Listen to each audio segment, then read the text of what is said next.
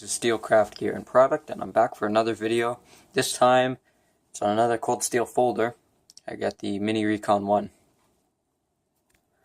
Alright, so like I do with all my knife reviews, I'm going to give you the specs, the price, personal opinions, as well as some pictures, and talk about some testing that I did with this thing.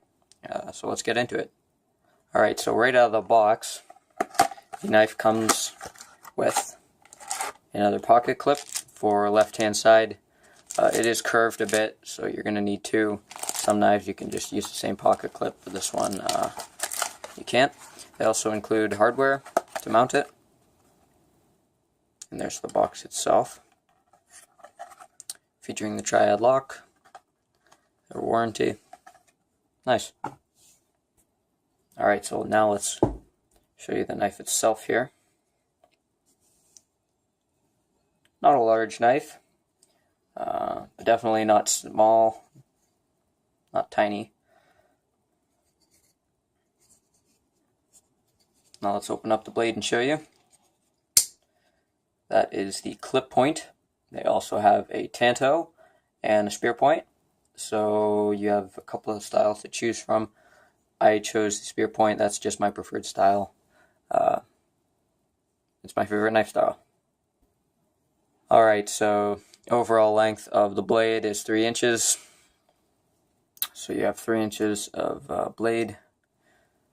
And that's a fair amount for what this knife is capable of and what you're probably going to be using this thing for. That's a perfect amount of edge. We have the nice hollow ground blade, clip point. Blade steel on this guy is CTS XHP Carpenter steel, which is an upgrade from the AUS 8, which definitely raised the price on this knife quite a bit, which we'll talk about later. But yeah, I'm definitely a big fan of the CTS XHP. Alright, so this thing does have dual thumb studs. Mine came with thumb stud sticking out to the left a little bit, which is okay for me since I use this with my right hand, but it does have a flathead screw built into that, so if you want to adjust that, you can. Alright, moving further down the knife, you can see the nice G10 handle scales, which a lot of people are fans of, me included. I like its weight, and it's the thickness of the knife is amazing. Most of the time I have carried large heavy-duty knives. This is no exception. This is a large knife, and it is heavy-duty, but it's also thin, but fully capable of what heavy-duty knives can do. There's the texture on the handle scales. Non-slip, really rough, grippy. Nice. Alright, so here's the jimping. I don't know if you'd call it jimping or just maybe traction for your thumb. They're just milled out slots here that your thumb grips on. Moving further down the knife, we can see that it does have the triad lock, which is an extremely strong lock, and suits this knife well. Some of you may know that the older Recons did not include the triad lock. They had a simple ball bearing lock, but the newer ones have the triad, which is nice. Alright, now let's give you my personal thoughts on the handle scales. Ever since I bought my Voyager here, we'll bring this out to compare later on, but we'll use it as an example right now. I've liked lined knives, steel lined, aluminum lined, with the plastic handles. That's just my style. I like that just because, just in case you needed to use your knife that in a situation that you normally wouldn't use a knife for, you do have the extra strength just in case. Now the Recon 1 series does not include any liners at all, which makes this extremely light, but also thinner. but in my opinion, this would be a less hard use knife than the Voyager series, just because it is not lined. But I'm sure it's equally as strong. They have done tests on the G10 handle scales. You can hang 200 pounds off that lock and the scales, just like they did in the video. No problem. Alright guys, now let's give you some specs on this knife. Starting off with the overall length, 7.125 inches from the tip to the end here. It is a 3-inch blade, like I talked about before. Cutting edge is 7.25 inches, even though they do advertise this as a 3-inch blade. CTS XHP steel, which I mentioned. Hollow grind, all black finish. Plain edge, the larger models do come with a multi-edge, as well as full serrations, I do believe.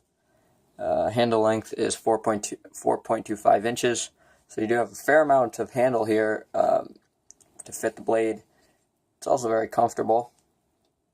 No uncomfortable spots that I can feel yet. Handle thickness is 0.39 inches. Realistically, this is probably 3/8 of an inch thick. Comparing that to the Voyager again, which is probably about a 1/2 inch thick. So, definitely an upgrade in thickness of the blade. Weight on this knife is 3.10 ounces, which is astounding because the capability of this knife is crazy. It is a hard use knife as they advertise, but the weight is extremely nice because it's not heavy in the pocket, it's not thick. You don't really feel it in the pocket. When I carried this, and I still do from time to time, I definitely feel that it's heavy, it's bulky, and it's heavy duty. This is left hand user friendly. Like I mentioned, it does come with the clip and the hardware and the thumb stud. The pocket clip is tip up carry only, so that doesn't really bother me, but to some people that will. Triad lock, lock back. Made in Taiwan, you know. When you can buy these knives at that price point, you can't complain. Very nice quality knife, though. In my opinion, this is a hard use EDC knife.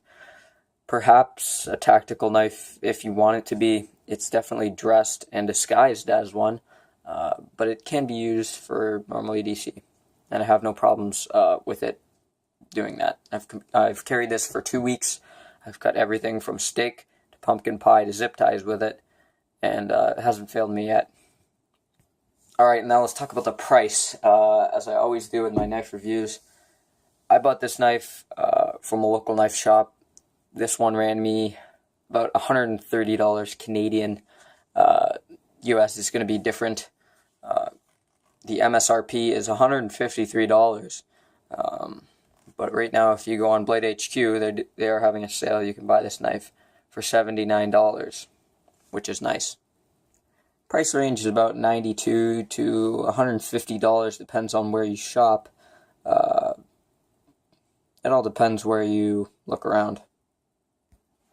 The Tanto version is slightly cheaper, I believe $1 or $2 cheaper. Spear point, I think same price, and the clip point is a little more expensive, I believe, but not much.